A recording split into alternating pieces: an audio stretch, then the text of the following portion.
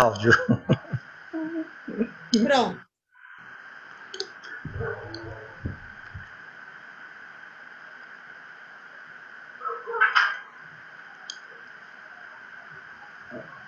Vamos começar com a agenda. Você quer fazer alguma introdução?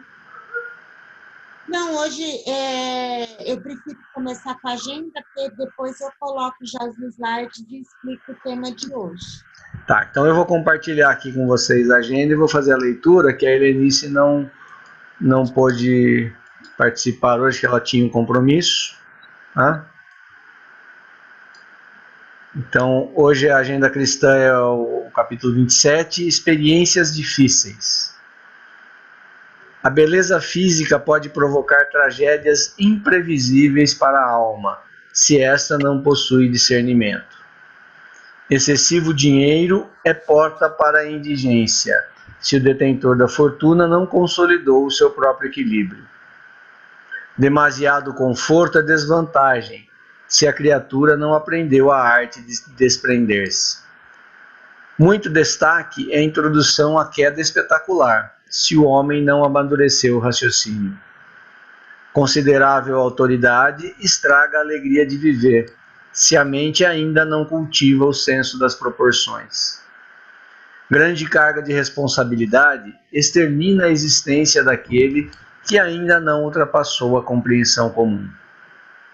Enorme cabedal de conhecimento, em meio de inúmeras pessoas ignorantes, vulgares ou insensatas, é fruto venenoso e amargo se o espírito ainda não se resignou à solidão.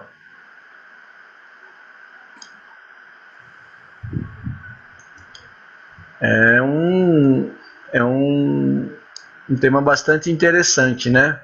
O cuidado que a gente deve ter aí com algumas situações. É muito comum a gente imaginar, principalmente quando a gente fala em riqueza, né, em poder econômico, em situação social, a gente imaginar que o pobre, o menos favorecido, vive uma situação mais difícil do que aquele que está lá numa situação melhor, mais privilegiada, né? E essa lição nos mostra exatamente o contrário, né?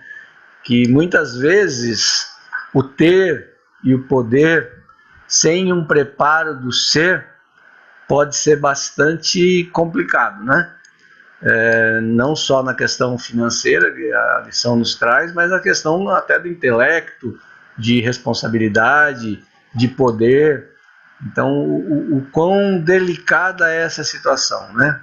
Como nós temos que, como diz a Rosângela, né? Orar e vigiar sempre, né? Porque às vezes a gente pode ser colocado numa armadilha, né? Por conta disso. Você conquista uma série de coisas e aí quando você chega naquilo que você imaginava que era o paraíso, você se perde por conta da falta de estrutura espiritual, né? Você acaba se deixando levar pelo ter e poder em detrimento do ser.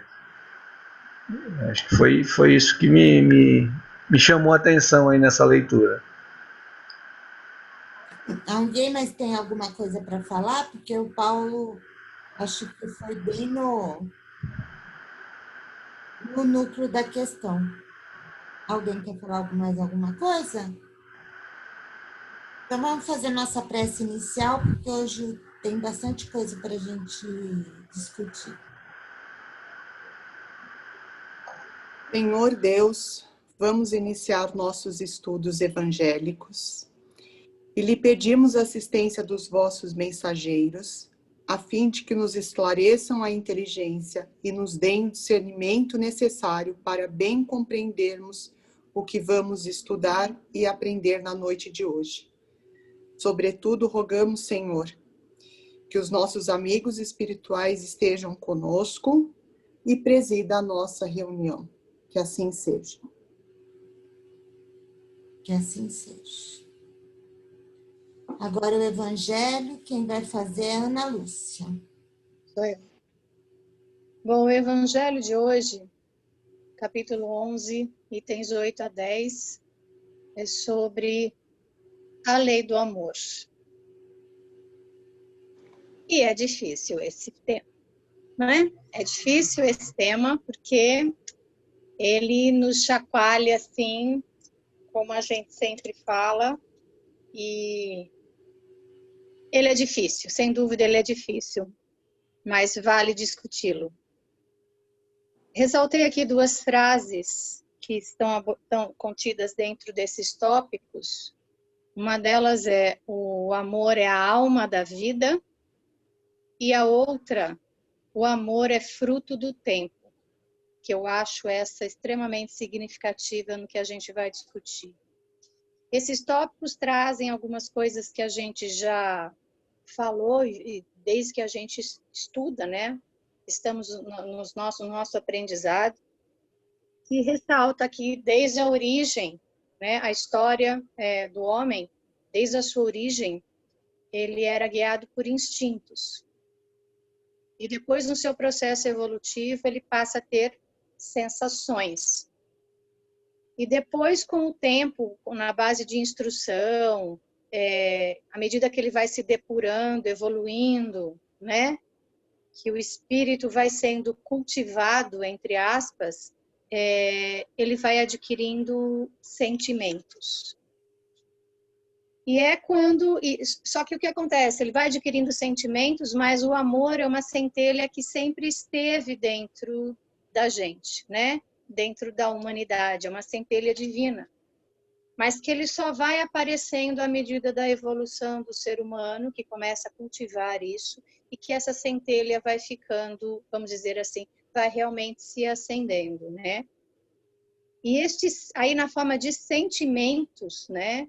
No estágio onde estamos hoje, que já somos dotados de sentimento, embora no caminho evolutivo, uma coisa interessante que se trata aqui, que é entre a origem e o instinto, e o extremo máximo, que é a evolução, nós estamos ainda bem abaixo da régua, muito mais perto do instinto do que na segunda metade do trajeto, que é mais perto da evolução total.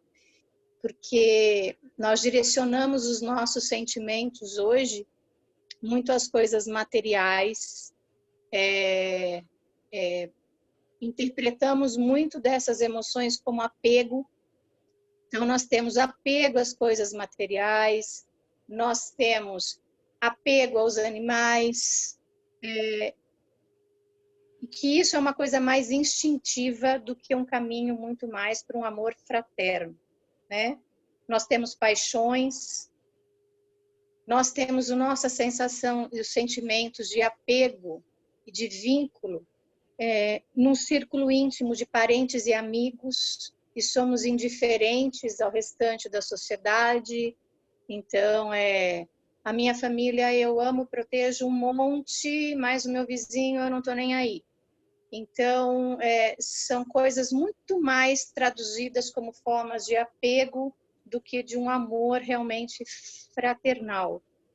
E isso ele traduz aqui como formas de egoísmo existentes, que a gente tem o egoísmo pessoal, o egoísmo da família e o egoísmo da nacionalidade, que é um termo que para mim até é novo e que traz a gente para refletir, se nós pensarmos realmente em nações, em povos, o quanto os povos são egoístas, né? E guerreiam, fecham suas fronteiras, não aceitam imigrantes, se incomodam com o vizinho que tem uma condição menos favorável. Então, são formas de egoísmo, né?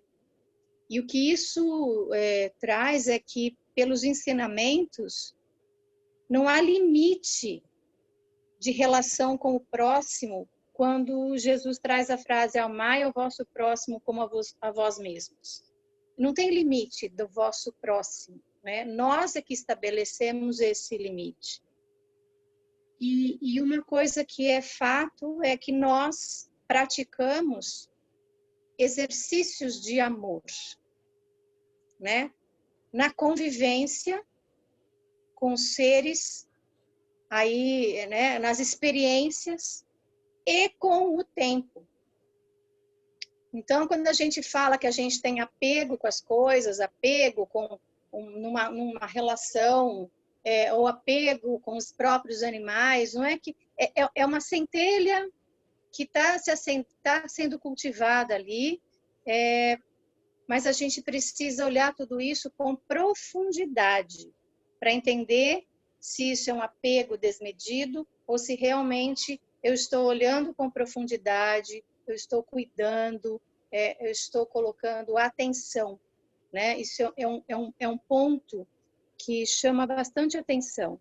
É como se nós tivéssemos que exercitar o amor com todas as fontes e com tudo à nossa volta, para brotar um afeto, para botar o cuidado, porque aí sim você caminha para despontar um amor maior, um amor fraternal, que é o exercício, né? Que vai além do afeto conjugal, dos laços sociais, que ele é muito mais amplo que tudo isso.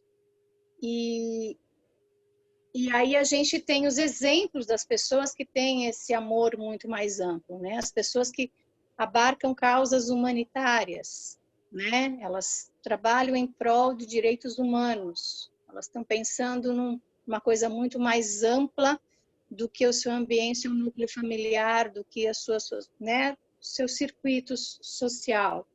Defendem causas comuns pela natureza também, pela criação das coisas que foram criadas por Deus, né? Os profissionais que cuidam de muitas pessoas, né? Sem medida, com muita doação, essas pessoas também já estão trabalhando num amor muito mais amplo, né? E o amor é o motivo de estarmos neste mundo, né? Porque a gente veio para aprender a amar e está exercitando isso desde a nossa origem. E vamos chegar lá um dia. Então, e esse exercício de cultivar esse germe, essa centelha que está dentro da gente, é um exercício mesmo, é prático. Eu não tive filhos, né? Mas dizem que o amor verdadeiro é o amor de mãe para filho, né? Que quem tem esse amor de mãe entende o que é um amor de verdade. Então, talvez seja este amor de mãe numa extensão muito maior de cuidado com todos os outros seres, abrangendo toda a sociedade. Esse exercício que vai se cultivando, à medida que o planeta vai passando pelas transformações sociais, né, e vai progredindo, a humanidade virá a praticar a lei do amor. E isso vai levar ao melhoramento moral e a vivência de dias mais felizes na Terra. E esta prática, aí vem, né? Como que a gente pratica isso para chegar nesse nível de amar desse jeito? Ela surge com a caridade, com a humildade, com a paciência, o devotamento, a abnegação, a resignação e o sacrifício, que eles chamam aqui de virtudes filhas do amor, que são, então, as formas como a gente deveria colocar na nossa como prática para a gente chegar nesse amor fraterno que ele relata. E a nós espíritas, que já temos uma compreensão da vida futura, a nossa prática também prega elevarmos os nossos pensamentos, não julgarmos o próximo, usar de lealdade, de correção, sermos conscienciosos, fazermos aos outros o que queremos que eles nos façam e considerar como nossa, considerar que a grande família humana, que é um exercício bem difícil para a gente fazer. Enfim, é uma reflexão sobre amor, e uma coisa interessante é assim, eu até vi numa palestra do Raul Teixeira, ele fez um comentário até como a gente usa a palavra amor de maneira assim muito, não vou falar vulgar, mas de uma maneira muito simplista, né? Sem o real significado do que é isso. E que nós somos realmente muito aprendizes na arte de amar. A gente está numa escala ainda e que a prática desses pontos todo dia, e acho que o ponto principal da mensagem é a atenção e a profundidade com que a gente olha tudo à nossa volta. O orar e vigiar é constante, como a gente coloca aqui, que a Rosângela fala, né? Orar e vigiar é constante, considerando todo o nosso aprendizado e considerando que nós, como a gente sempre fala, a gente tem que começar pelo que a gente tem em volta, porque é muita coisa, nós somos muito aprendizes ainda.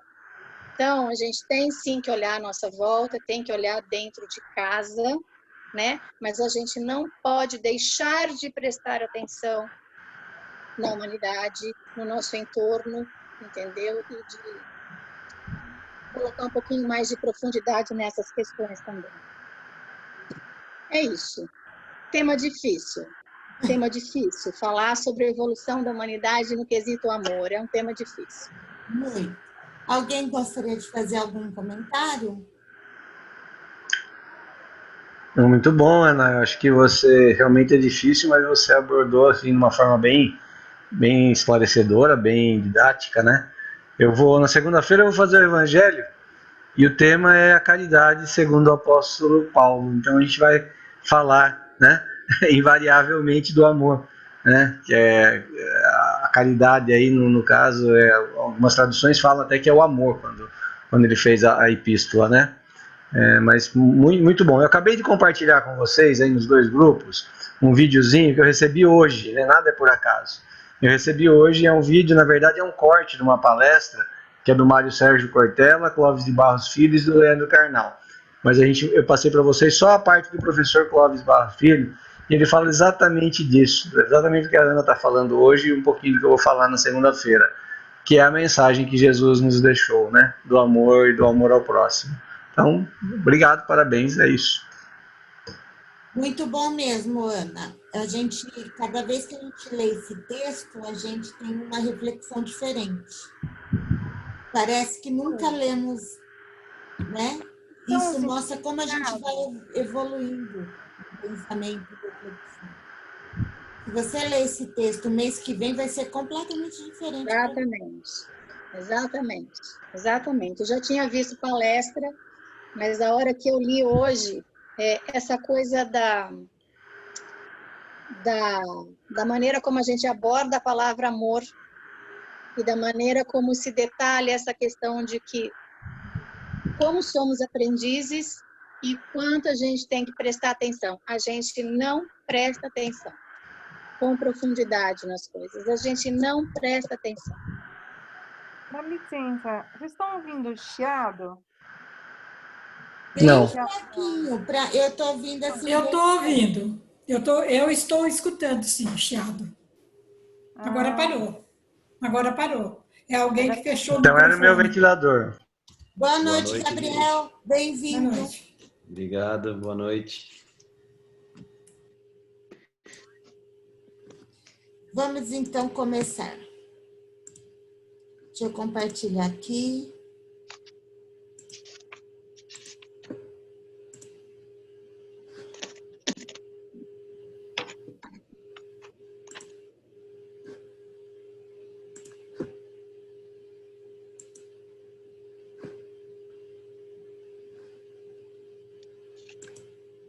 Bom, tô sem vocês na tela. Qualquer coisa vocês me chamam, tá, gente? Que eu não vou ver ninguém. Hoje nós vamos falar sobre os espíritos errantes, as esferas espirituais da Terra e as crianças, a passagem das crianças para o plano espiritual. Tá dando para ver e ouvir? Ô, Glaucio, desculpa, Sim. vou ter que sair. Vai, Lu, depois você assiste o gravado, meu anjo. Tá bom, então, obrigada. Tchau para todo mundo. Tchau. Aqui nós já lemos a Agenda Cristã, então vamos começar pelo Evangelho segundo o Espiritismo, onde Jesus diz: o coração de vocês não deve se perturbar. Creia em Deus e também em mim. Há muitas moradas na casa do meu Pai. Ou seja, existem muitos mundos habitados.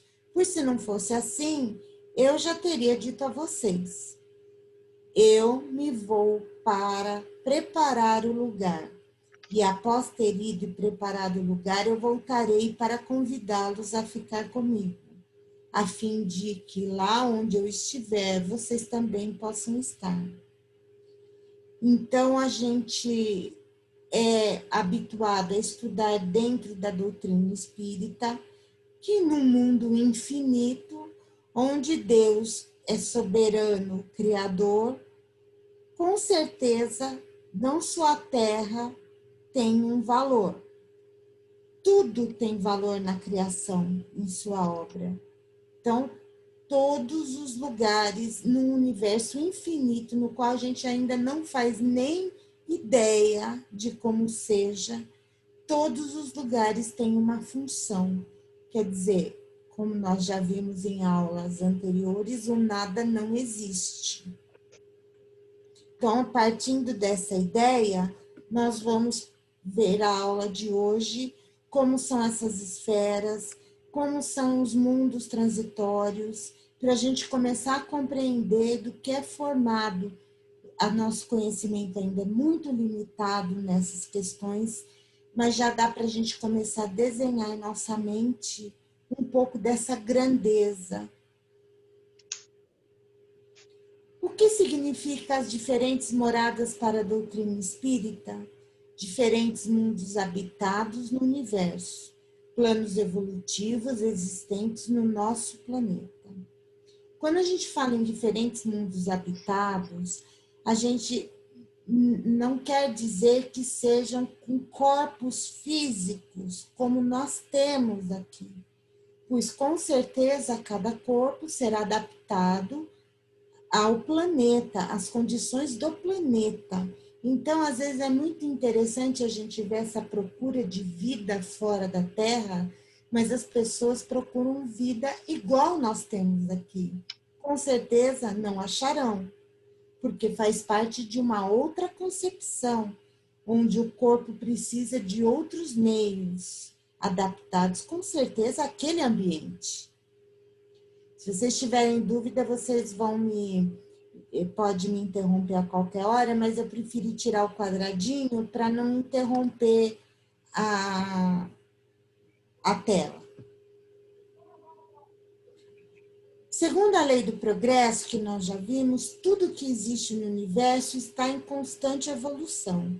Deus nos concede, por meio das inúmeras reencarnações, as possibilidades para o nosso aprimoramento moral e intelectual. O maior obstáculo ao progresso são orgulho e egoísmo. Como também, além da lei de progresso, existe a lei de destruição. Tudo que pertence ao físico tem seu nascimento e uma hora vai acabar. Então, a Terra, fisicamente, também ela tem uma vida útil. Com certeza é muito maior do que a gente possa imaginar, mas ela tem. Agora nós vamos falar sobre espíritos errantes. Alguém tem uma ideia do que são espíritos errantes?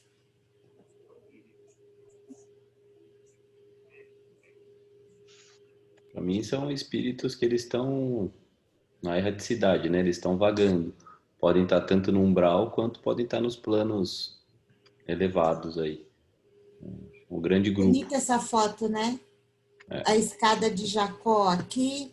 O Gabriel tem razão. Espíritos errantes são todos os desencarnados que ainda não atingiram o estado puro. Quer dizer, são todos aqueles que precisam reencarnar ainda. E erraticidade é o plano espiritual, onde nós passamos entre uma encarnação e outra. Então, segundo Allan Kardec, os espíritos errantes são todos os encarnados que ainda não atingiram o estado puro. No intervalo das encarnações, todos os espíritos são errantes. Há espíritos errantes dos mais diversos graus de evolução. Enquanto errantes, os espíritos progridem, observam os lugares, instruem-se, analisam os erros e acertos do passado e preparam para novas experiências na existência corpórea. Alguma dúvida? Não, né?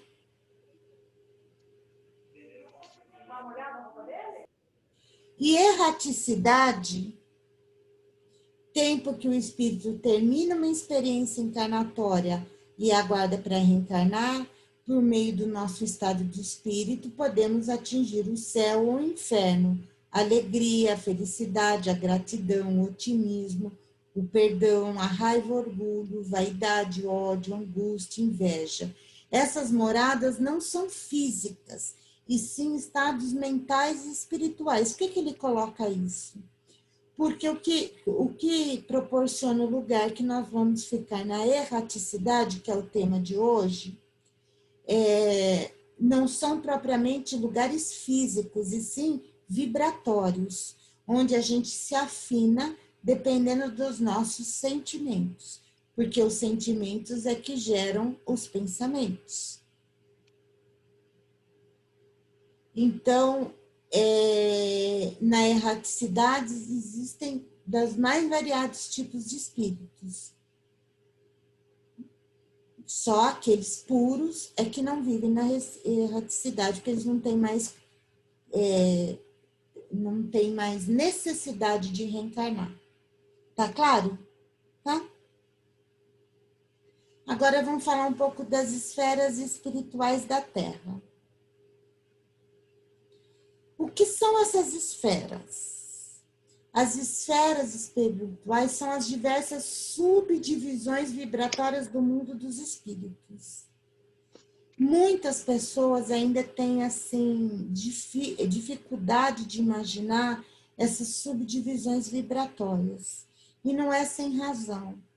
A gente ainda, como está tão ainda imerso na materialidade, só com os nossos 5 sentidos, é muito complicado, às vezes, de visualizar essas esferas extrafísicas.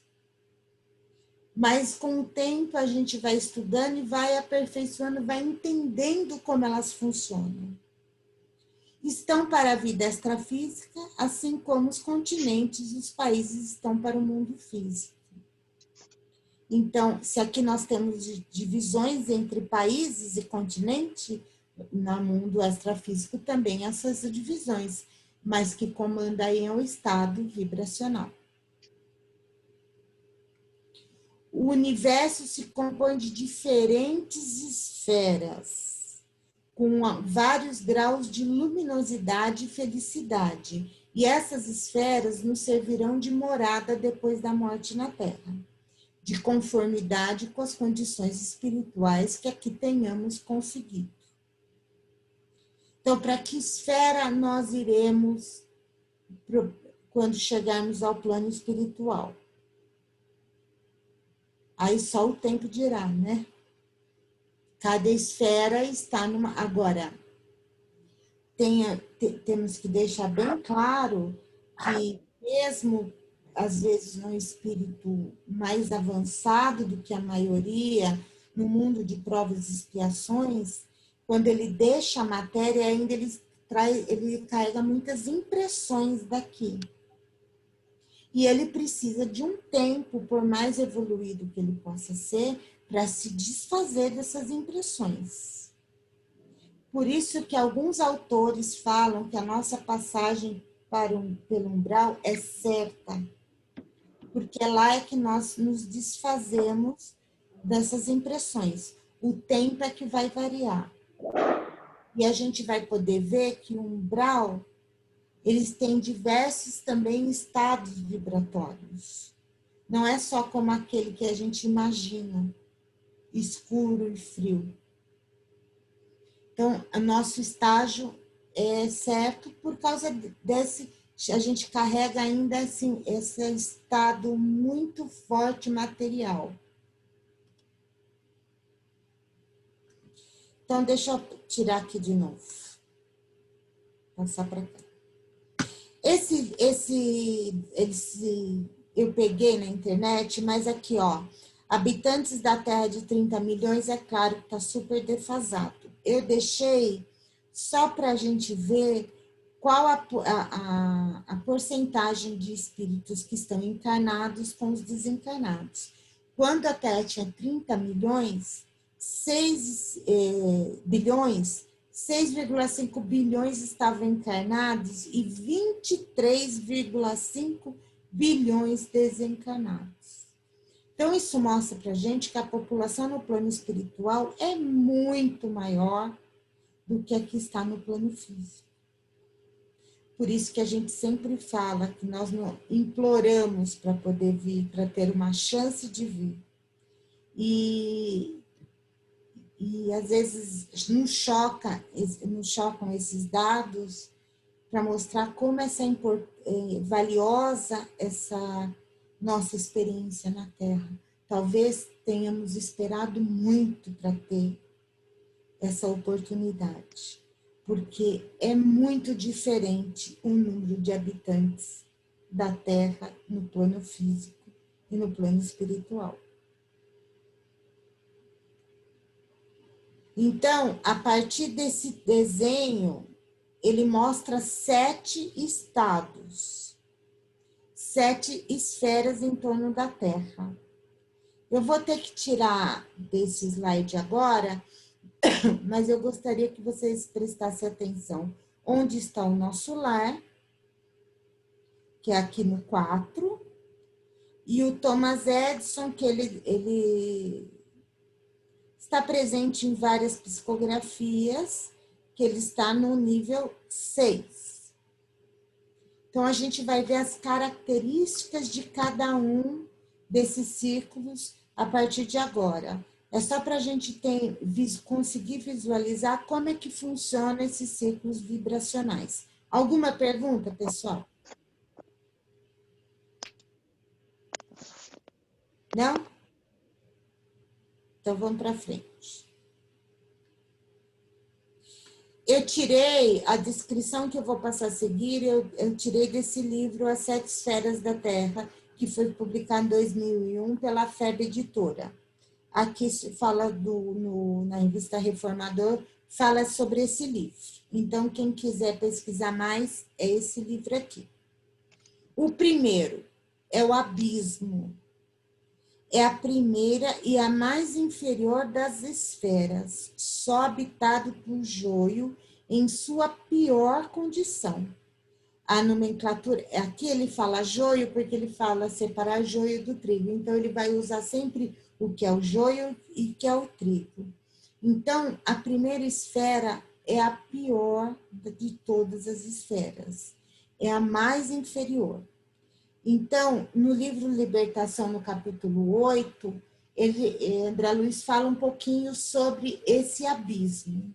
Espíritos caídos no mal, desde eras primevas da criação planetária, e que esperam em zonas inferiores da vida, personificando líderes de rebelião, ódio, vaidade, egoísmo.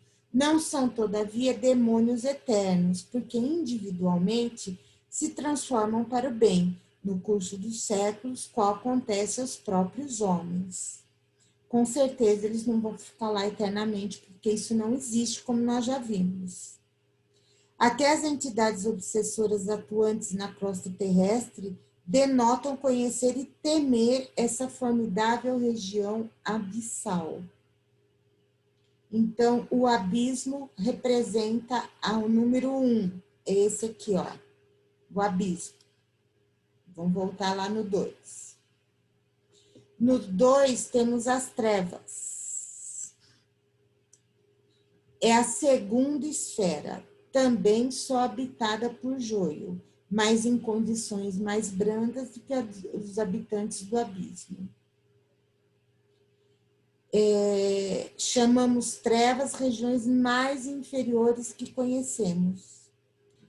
Em outras obras, bom, gente, eu não vou ler todas as características, porque tem bastante coisa, mas depois, se vocês quiserem ler mais, eu posso compartilhar o vídeo. Eu só grifei aqui as partes mais importantes para a gente ter uma ideia do que são essas subdivisões. Em outras obras da série André Luiz, um instrutor Gubbio chama essas regiões habitats de precipícios subcrostais. Está no livro Libertação. E o instrutor Jerônimo de esferas subcrostais, em Obreiros da Vida Eterna. Então, essa é a segundo círculo vibracional. Aí nós temos o nosso, a crosta terrestre, que é a terceira esfera, habitada por nós, os espíritos encarnados, em que já aparece o trigo mesclado com o joio em todos os povos e nações. Essa esfera é de todos nós, sobejamente conhecida por ser nossa morada provisória, dispensando por isso maiores considerações. Sobre o umbral, a esfera que vem logo acima da crosta, dispomos de ampla e minuciosa descrição na obra luisiana, tão rica de detalhes quanto poderia desejar o mais exigente pesquisador desses mistérios celestiais. Então, nós vivemos no ciclo 3. Agora, no quarto, é que chega o umbral. Então, se a gente for ver aqui, gente, ó, no quarto é onde está o nosso lar. Portanto, essas colônias espirituais que a gente vai estudar ainda hoje, elas se encontram no círculo 4, no umbral. Alguns autores, eu vou explicar para vocês, que eles fazem outros tipos de nomeações de subcrosta, crosta umbralina, que são os abismos, as trevas. Alguns chamam de umbral grosso, umbral fino, mas eu preferi trazer essa nomenclatura porque é uma nomenclatura que a gente guarda muito melhor, mas nós vamos com certeza encontrar outras nomenclaturas. Vamos mudar lá para o umbral. É a quarta esfera, em que envolve a crosta terrestre, habitada também por trigo e joio, quer dizer, tem os dois tipos de ainda espíritos em evolução.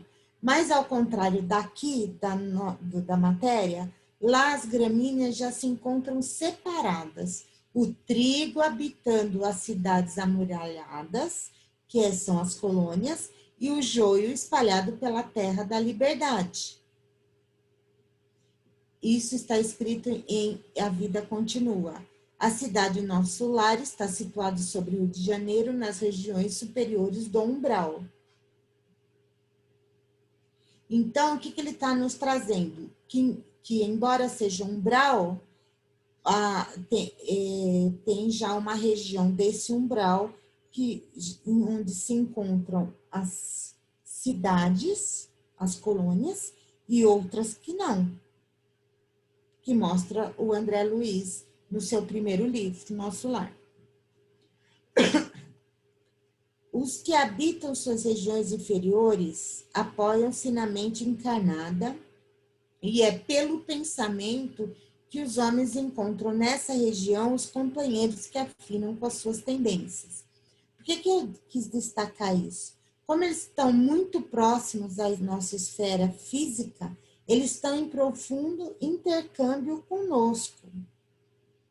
Funciona como uma espécie de zona purgatorial, onde se queima a prestações o material deteriorado das ilusões que a criatura adquiriu por atacado, menosprezando o sublime ensejo de uma existência terrena. O interesse de seus habitantes inferiores é a conservação do mundo ofuscando e distraído, a força da ignorância defendida do egoísmo recalcado, adiando-se o reino de Deus entre homens indefinidamente. Então, essa é a quarta esfera. Já a quinta, só habitada por trigo, ele fala, em toda a sua envoltura. São as esferas da arte, cultura e ciência. Zilda Gama também psicografou, Vitor Hugo. São várias pessoas que já... não sei se vocês se lembram do livro Violetas na Janela, no terceiro livro, que ela vai para uma colônia especializada para que ela estude para ser escritora. Aqui já começam a ser as colônias, ou as cidades mais especializadas, onde as pessoas já querem se desenvolver até para as próximas existências na vida corpórea.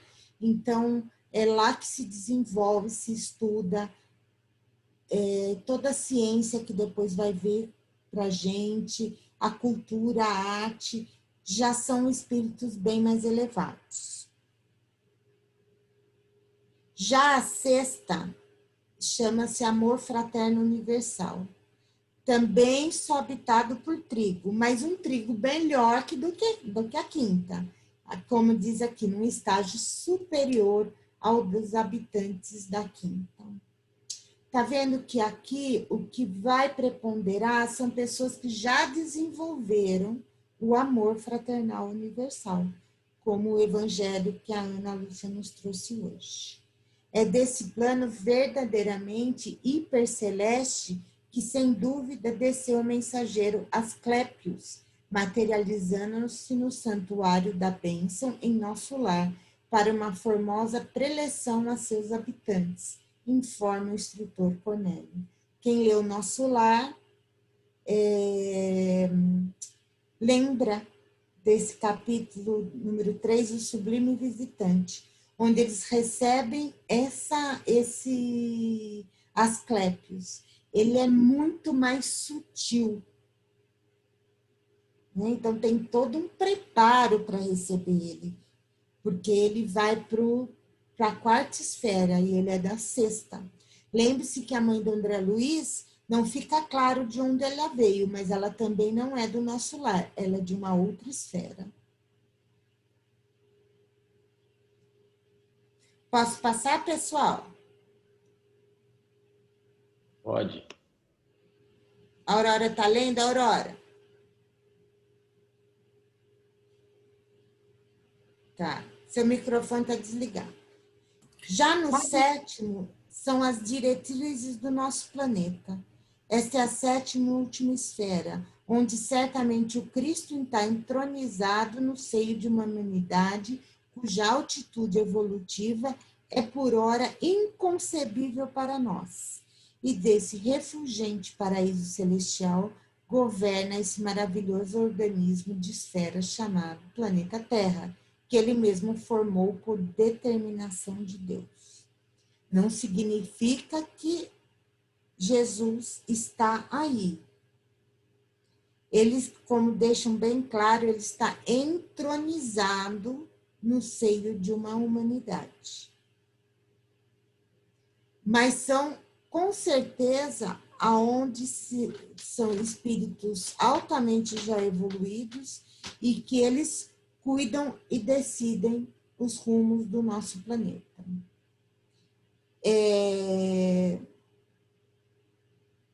Aqui, deixa eu ver onde eu peguei. Com exceção do governador, a ministra veneranda é a única entidade em nosso lar que já viu Jesus nessas esferas resplandecentes, mas nunca comentou esse fato de sua vida espiritual. Esquiva-se a menor informação a tal respeito. As fraternidades da luz, que regem os destinos cristãos da América, homenagearam veneranda, conferindo-lhe a medalha de mérito de serviço, a primeira entidade da colônia que conseguiu até hoje semelhante triunfo, apresentando 1 milhão de horas de trabalho útil, sem interromper, sem reclamar e sem esmorecer. Então, parece ela e o governador foram os únicos que tiveram acesso. Às vezes, esses espíritos vão para lá apenas para recolher informações e planos, mas voltam, ainda o lugar não lhes pertence. Essa é a sétima. Vamos voltar lá para a gente olhar de novo. A 7ª aqui, ó. Tá bom, pessoal? Alguém tem dúvida sobre essas esferas? Cláudia, Tá. com relação às crostas inferiores, a primeira e a segunda, né? Elas também têm uma função evolutiva nesse estágio, porque por serem assim temerosas, de terem este nível de espíritos. Tem alguma função evolutiva, quero dizer, né? Também, acredito que sim, mas qual é a relação, entendeu? Porque a gente não, nossos espíritos não evoluem, a gente não volta, certo? Sim. E do que a gente está falando exatamente no planeta dessas duas crostas, a 1 e a 2, deste nível de involução? Na verdade, eles ainda seguem muito ainda de forma primitiva. São os primitivos. Não só primitivo, por exemplo, quando a gente imagina aqueles povos australianos. Aborígenes, por exemplo. Não é nesse... Eu imagino, posso estar errado, mas quando eu não é esta questão, é o nível de primitivismo, que é ódio, vingança, são espíritos entretenidos no mal, que eles chamam. Moralmente, né? A gente poderia pensar que são espíritos, por exemplo, que nunca evoluíram, não saíram do estágio primitivo desde o tempo das guerras. Alguns estão lá há séculos. Mas a gente também não pode deixar de perceber que há espíritos muito inteligentes nesses lugares. Sim. Que, inclusive, chefiam e escravizam os outros. Então é por isso que vem à minha cabeça essa questão de seres que estacionaram no primitivismo dos povos bárbaros, por exemplo. Agora... Eu estava entendendo o porquê da existência ainda desses dois níveis, porque eu achei, né, assim, que tudo isso ainda era umbral. Eu não tinha essa referência desses níveis 1 e 2, e para mim a gente teria essa referência do umbral, e que mesmo no umbral a gente teria essa diferença com espíritos ainda muito maldosos, e dentro desse umbral você tivesse as escalas. Eu não imaginei que houvesse duas camadas inferiores ao umbral, entendeu? Daí veio essa minha dúvida. Então, no livro Libertação, não sei se você já leu, o André Luiz, quando vai conhecer e ver toda aquela questão do Gregório como juiz, ele faz essa pergunta. Por que Deus permite isso? Porque, na verdade, enquanto eles estão ali, eles também estão exercitando e aprendendo. Porque chega uma hora que esse sofrimento se esgota de uma tal forma. Porque a gente tem que lembrar que nós temos duas forças que nos impulsionam para o progresso. Uma é interna e a outra é externa, vinda de Deus, que é o endoevolutivo, e o outro eu não me lembro o nome. Então, chega uma hora que aquilo, por mais que eles lutem contra essa força endoevolutiva e de Deus, se esgota. Então, eles se entregam. E, querendo ou não, eles estão progredindo de uma forma ou de outra. Só que o tempo é através do livre-arbítrio deles, quanto tempo isso vai durar. E lá, nessas regiões, tem muitas pessoas que têm deformidade em perispírito. Então, são regiões que têm muito perispírito de forma de animais. Que isso é causado, seja estudar o perispírito, se vocês estudaram licantropia, né? Que é através da indução do pensamento de outro. mas são estados transitórios. Então, a gente não pode chamar de involução, porque isso daí apenas é transitório, essa deformidade. Tem formas ovoides, tem muitas outras coisas. E dizem que quanto mais alto o estágio do espírito, é aí que eles vão querer trabalhar. Porque eles sentem a verdadeira necessidade. São esses que precisam mais. E em alguns trabalhos de mediúnicos, nós recebemos irmãos desses. São sempre muito difíceis, mas são muito machucados. Porque existe uma literatura muito escassa sobre eles, em trabalhos mediúnicos, muito. Mas há uma divisão de sofredores e sofredores causadores de sofrimento. Sim. Então, são esses irmãos, sofredores que causam sofrimento. Mas, antes de tudo, sofredores. Então, pode falar. Então, que assim, vou viajar aqui, tá? Assim, partindo desse princípio, como você está colocando, e pensando num processo de estágio evolutivo do planeta, se nós tivermos ainda muitos, uma proporção muito grande de espíritos nesse nível 1 e 2, e eles forem encarnando, de alguma forma, eu não sei se vai ter que obrigatoriamente atingir um nível evolutivo para encarnar, ou, né, para voltar, a gente ainda tem muita crueldade no mundo ainda, no plano em que a gente vive, entendeu? Esse é o ponto que eu quero chegar. Mas você... pode ser que tenha um expurgo, como aconteceu já. Tá. É verdade, tá certo. E no livro Transição Planetária ele fala, por que o mundo hoje está tão difícil?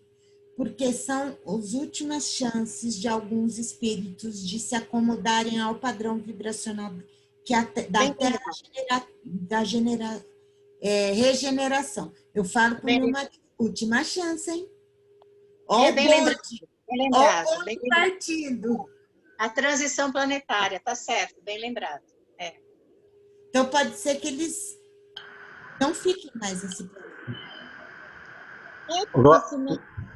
Pode falar, desculpa aí. Não, imagina, eu só queria falar assim, que às vezes a gente também se impressiona um pouquinho, né? Mas por que esse pessoal tá aí ainda e não evoluiu e tal? Porque nós temos ainda a nossa cronologia. Nós pensamos no nosso tempo, né?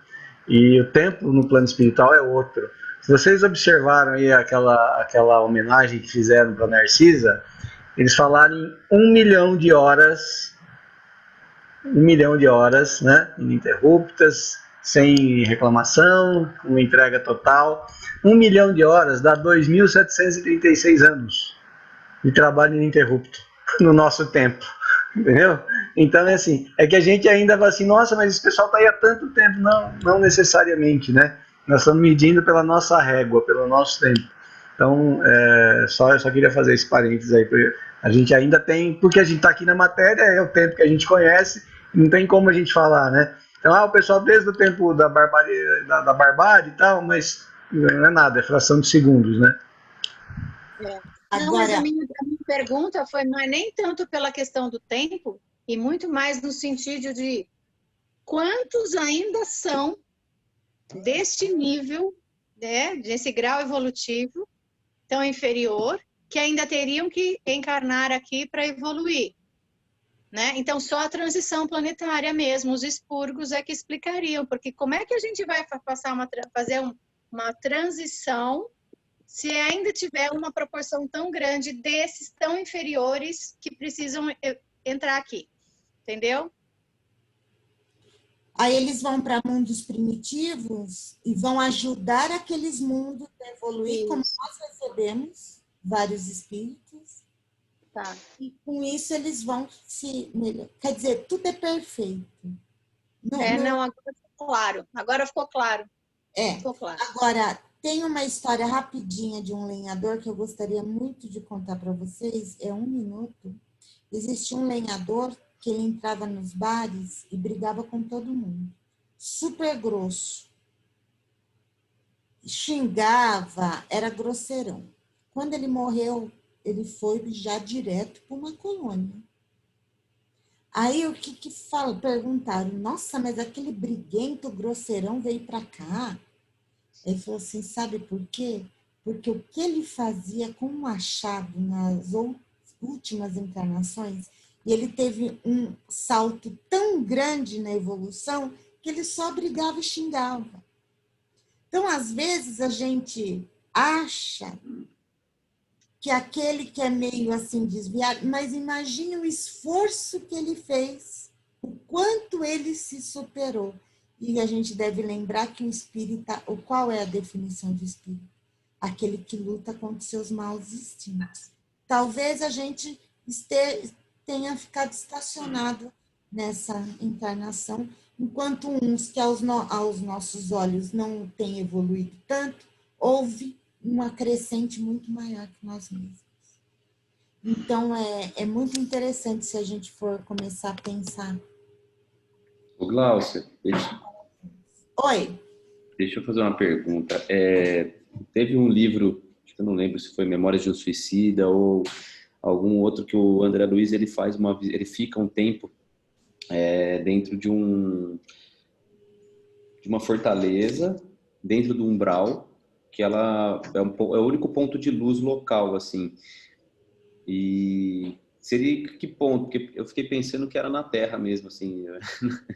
Imaginava, igual a Ana, não imaginava que tinha 2 abaixo. Já achei que aqui já era a raspa do tacho mesmo.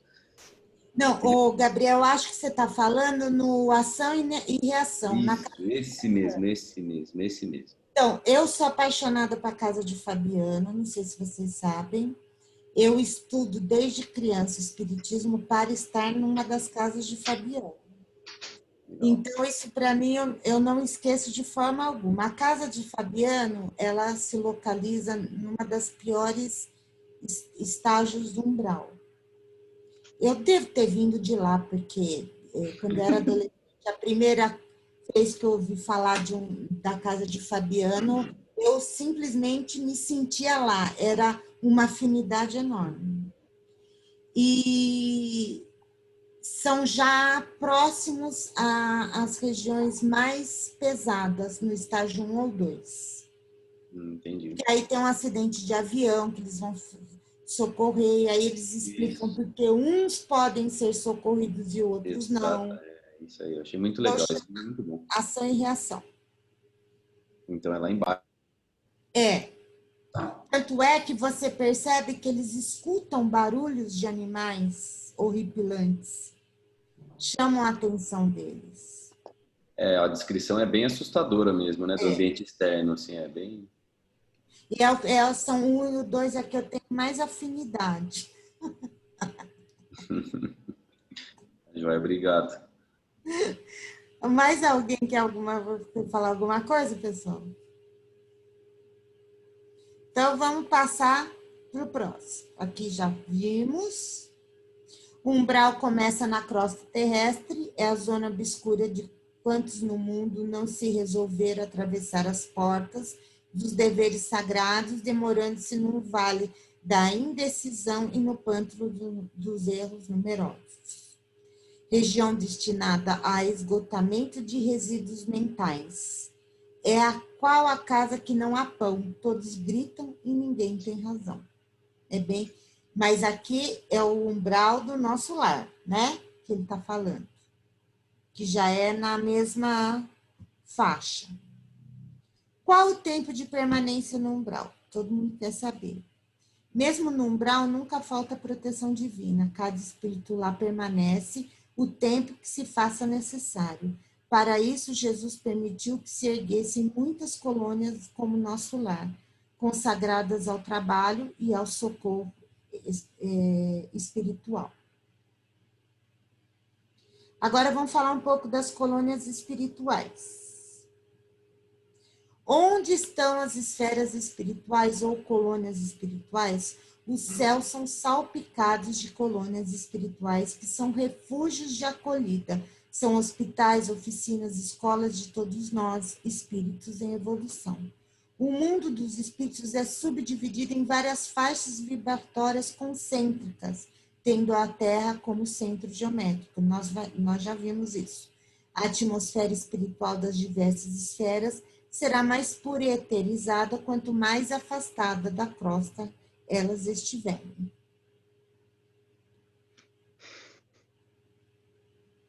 Olha, as cidades são umas maiores, outras menores, os edifícios são parecidos com os da Terra, com suas respectivas casas, instituições hospitalares, escolas, templos, biblioteca.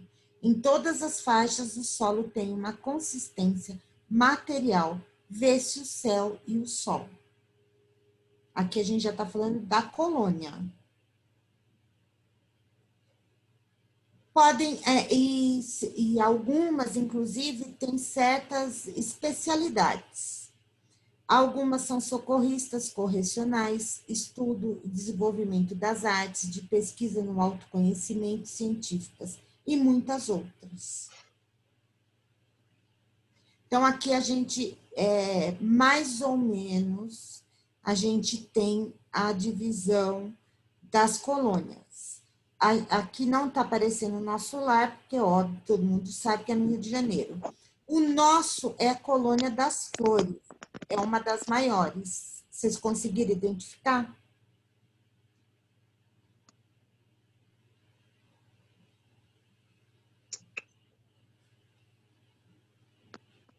A roxinha? Sim, essa aqui, ó. Sim, Colônia das Flores. É o estado de São Paulo, né?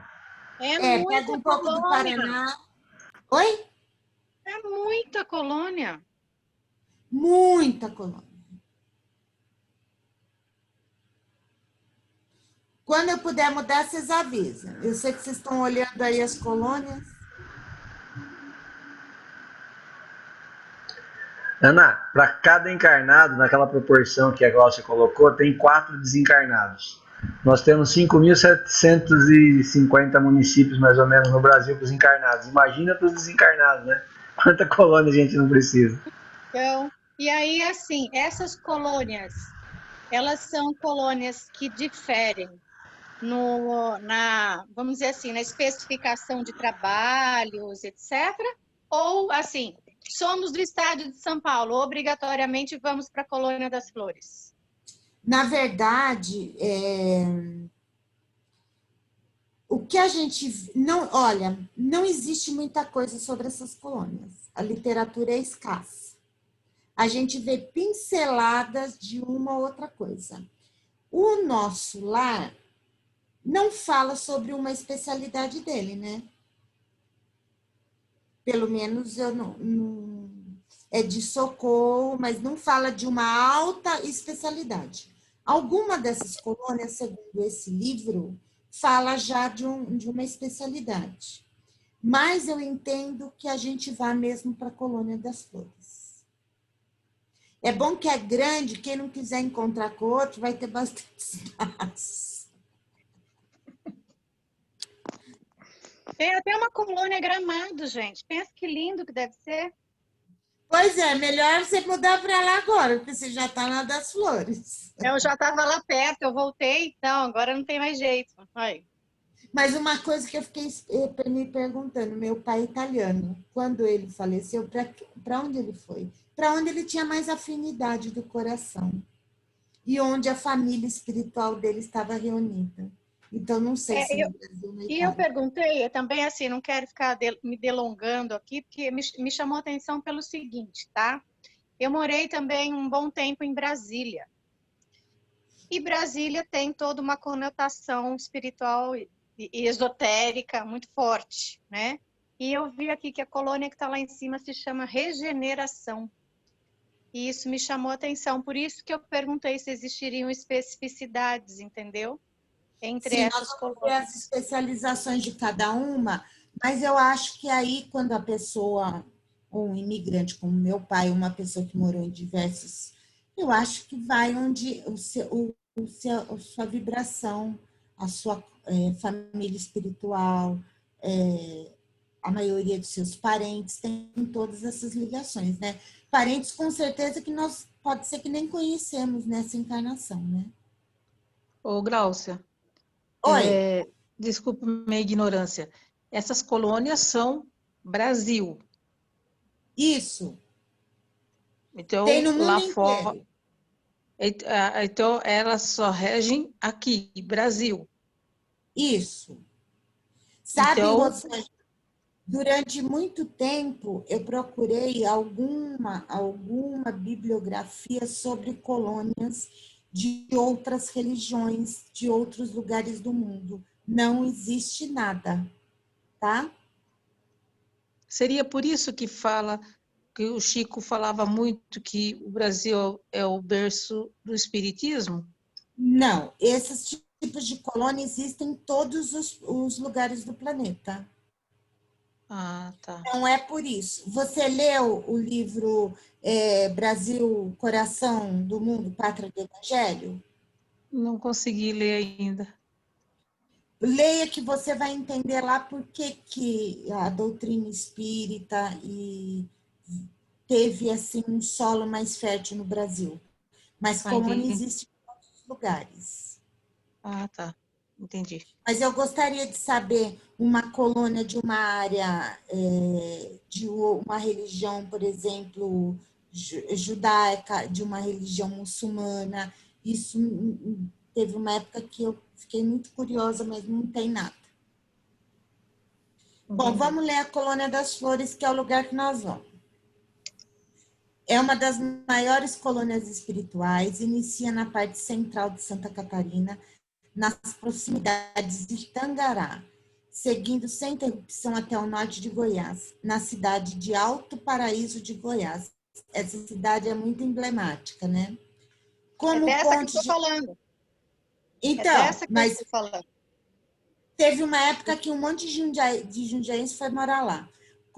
Mas ela vai até lá. Como ponto de referência no Paraná, está próxima à União da Vitória, a Londrina, adentrando São Paulo, as cidades Presidente Prudente, Pereira Barreto e Santa Fé do Sul.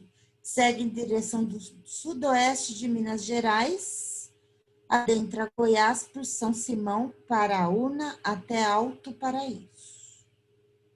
Paraíso das Flores especializou-se no socorro aos que desencarnam vítimas de câncer e que quase sempre conservam a impressão da doença no perispírito. Ficou uma partezinha de São Paulo de fora, né, gente?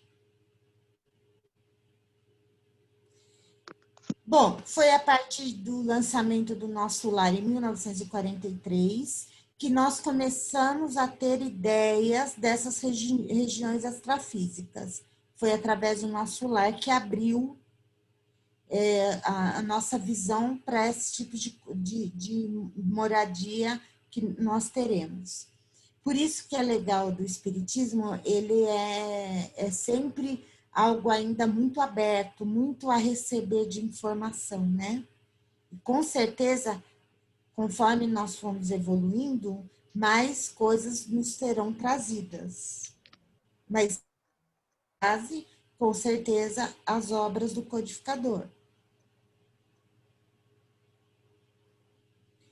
Bom, nosso lar, colônia de trabalho, é de reeducação, que nos vinculamos na espiritualidade.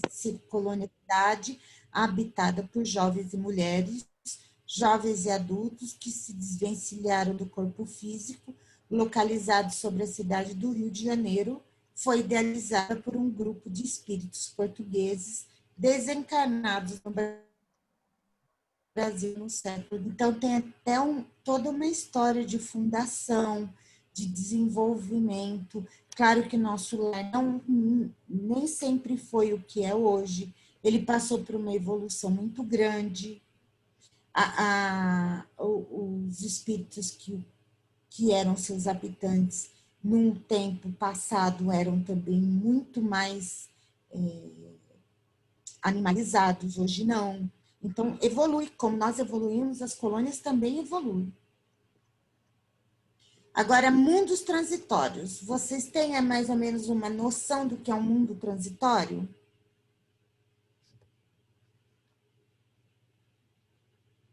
Deixa eu ver que horas são. 15 para as 9. Bom, aqui a gente tem a classificação dos mundos. A gente tem o Deus, o princípio inteligente, que depois vai para o mundo primitivo, o mundo de provas e expiações, que somos nós, entrando no mundo de regeneração. Depois partiremos para o mundo feliz, mundo celeste ou divinos. E conquistaremos a angelitude, quer dizer que teremos a perfeição relativa. Então, são, de acordo com o Evangelho segundo o Espiritismo, divididos em mundos inferiores, superiores, intermediários e primitivos, que são mundos de provas e expiações, regeneradores, felizes, celestiais e divinos. Mundos transitórios fazem parte dos corpos celestes, espalhados pelo universo, podendo ser um planeta, um satélite ou algo similar. Como foi dito, existem mundos que servem aos espíritos errantes como estações e locais de repouso. Aí no livro dos espíritos ele responde: são, entre outros mundos, posições intermediárias, graduadas de acordo com a natureza dos espíritos, que elas podem ter acesso e onde eles gozam de maior ou menor bem-estar. Isso significa que esses mundos transitórios, eles têm diversos níveis, né, de vibracional. Tanto podem abrigar espíritos endurecidos, como podem abrigar espíritos mais elevados. E eles perguntam se o espírito progride quando está numa estadia no mundo transitório. Eles respondem sim. Aqueles que se reúnem assim o fazem com o objetivo de se instruírem, de se poderem mais facilmente obter a permissão de alcançar lugares melhores e ascender à posição dos eleitos. Então, todos os lugares nós estamos progredindo. É isso, na verdade, que eles estão lhe respondendo. São habitados por serem corporais ao mesmo tempo, como aqui na Terra tem a parte física e a parte extrafísica? Aí eles respondem não. Sua superfície é estéril, então não tem matéria, pessoas na matéria. Aqueles que os habitam não têm necessidade de nada. Agora vamos entrar no último assunto de hoje. Alguma dúvida sobre os mundos transitórios? Ô, Gláucia, nós temos uma colônia espiritual que fica em Santos, São Vicente, Guarujá, Praia Grande, Cubatão, litoral paulista. Ela chama Alvorada Nova. Sim, tem um livro de Alvorada Nova. Quem eu tenho. E também tem uma colônia espiritual sobre a cidade de Sorocaba. Sorocaba? Cortou sua voz, eu não consegui. Sorocaba também tem. Sobre a cidade de Sorocaba existe uma colônia espiritual. Então, provavelmente... Então, agora, aí a gente não sabe. A gente não sabe se é na quarta ou na quinta linha. Mas acho que é igual o nosso lar. Na mesma, acho que no mesmo... Então, aí existem colônias, a gente está falando das colônias do quarto. Tá estável. Se eu cair, eu vou usar meu telefone celular como roteador, tá? Eu volto. A gente, às vezes, não sabe que se está no quarto, no quinto, né? No sexto, eu acredito que a gente não tem informação. Mas talvez a Alvorada Nova seja até do quinto já. Aqui fala que foi relatado num livro, numa edição de um livro, e ele acho que está no mesmo patamar que o nosso lar. Eu faz tempo que eu li sobre a Alvorada Nova, eu não me lembro, posso até dar uma olhadinha. Alguma outra dúvida, pessoal? Podemos passar para frente. Do mundo transitório? Não? a sorte das crianças quando deixam um mundo físico. Aqui, pessoal, eu transcrevi, peguei o slide da transcrição exata do que está escrito no Livro dos Espíritos, que é um tema muito delicado, eu acho. Então, eu não gostaria de trazer apenas uma interpretação minha, e sim o que está escrito na fonte da codificação. Poderá ser tão adiantado quanto o de um adulto, o espírito de uma criança que morreu em tenra idade? Algumas vezes o é muito mais, porquanto pode dar-se que muitos já tenha vivido e adquirido maior soma de experiência, sobretudo se progrediu. Por que então o espírito de uma criança ser mais adiantado do que o seu pai? Isto é muito frequente. Não o vedes vós, quanto mais amildadas vezes na terra? Na questão 198, não tendo podido praticar o mal, porque não teve tempo, foi uma criança, o espírito de uma criança que morreu em tenra idade pertence a alguma das categorias superiores? Não fez o mal, igualmente não fez o bem, eles respondem. E Deus não o isenta das provas que tenham que padecer.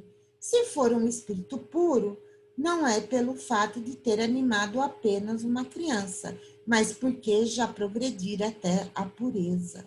Então, não significa nada.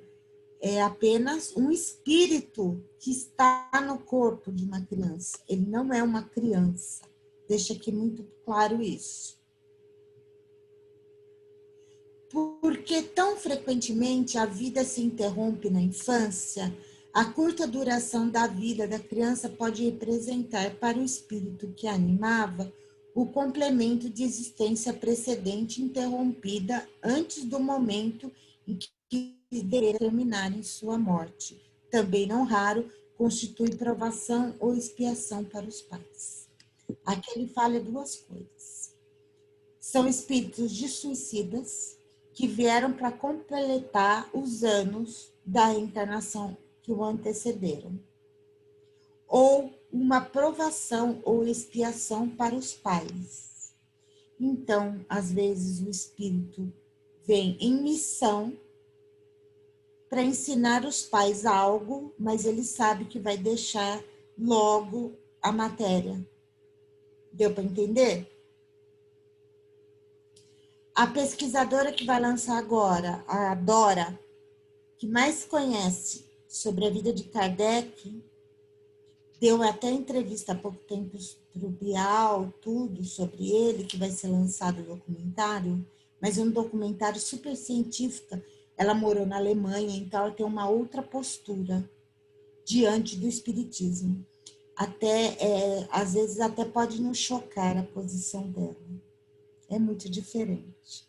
E ela fala que acharam cartas de Kardec onde supõe-se, é quase provado que ele havia perdido uma filha. Fica claro nessas cartas que acham dele. E parece que vai fazer parte do documentário. Isso não tinha nunca aparecido, né? Mas eles compraram o direito de inúmeras cartas do Kardec. Mas a Dora Encontre falou a respeito disso. Falou, né? No programa do Bial. Ele teve uma filha adotiva. E essa filha desencarnou. Então, na entrevista que eu vi dela, ela não chega a falar se é adotiva ou não. É adotiva. Eu vi outras coisas da Dora Encontre, porque eu fiz parte de estudo da Dora Encontre. Que ela queria implantar aqui em Jundiaí a metodologia de Pestalozzi. Então, eu e a minha irmã, nós acompanhamos a Dora Encontre, acho que durante uns 4 ou 5 anos. E depois eu procurando aqui na internet, e eu vi onde ela fala que essa filha de Kardec era adotiva. Ah, tá. Mas não sei te dizer em qual diálogo para poder passar para você o vídeo, porque eu fui à noite de madrugada eu fico fuçando, né, na internet. Sim. A gente passeia por... Bom, de qualquer forma, nós vamos ter aí logo mais um grande estudo sobre Kardec, um documentário que está sendo feito assim, só com gente com base na ciência. É uma outra visão. Não vai ter nada a ver com um filme. É um documentário mesmo. O que sucede ao espírito de uma criança que morre pequenina? Recomeça outra existência, eles respondem. O espírito que animava o corpo de uma criança nem sempre retorna de imediato à fase adulta. Ele tem, com certeza, aquele período para se desfazer da mente de criança e que vai variar de acordo com a evolução do espírito que animava aquele corpo de criança. É bem verdade que volta ao seu precedente vigor, uma vez que não sofre mais as limitações da vida no plano material. Então, a gente vê relatos de creches, de professorinhas, que ainda cuidam dessas crianças para que elas tomem consciência aos poucos de si como espírito imortal e que não são criança. Eles chegam a falar que o desenvolvimento delas é meio diferente do que a gente possa imaginar, mas não chegam a dar detalhes. Com a morte da criança, o espírito retorna ao vigor? Assim deve ser, já que está desembaraçado do seu envoltório carnal. Entretanto, só recobra a lucidez primitiva quando a separação estiver completa, isto é, quando não existir mais nenhum laço entre espírito e corpo. Devemos lembrar que o espírito reencarnante é alguém com uma grande história, já tendo passado por várias experiências. Muitas vezes é um espírito mais desenvolvido que dos adultos da mesma família. A criança desencarnada em eternidade pode sim ter abrigado um espírito muito evoluído, mas a ocorrência não define o grau evolutivo. Então, a gente precisa tomar muito cuidado que essa história de que criança, quando desencarna, é sempre um ex-suicida, não é assim. É uma visão muito simplista. Para cada caso, existem milhões de outras circunstâncias. Então, aqui eles deixam muito claro que a ocorrência, o fato de ter passado para o plano espiritual criança, não define o grau evolutivo daquele espírito.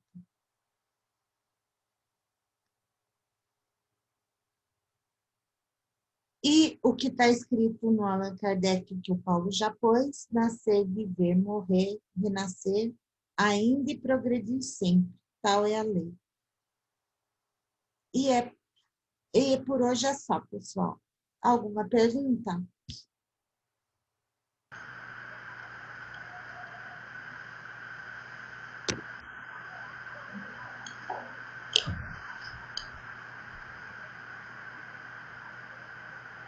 Um de cada vez, por favor. Levanta a mão no chat. Para mim foi bem legal. clara a aula de hoje, né? Muito Tinha boa lido aula. o texto. Boa. Quer completar alguma coisa, Zibéria? Não sei se ela está aí ainda. Tá aí, tá aí. Pode parar a compartilhar a tela, Glaucia? Ah, é?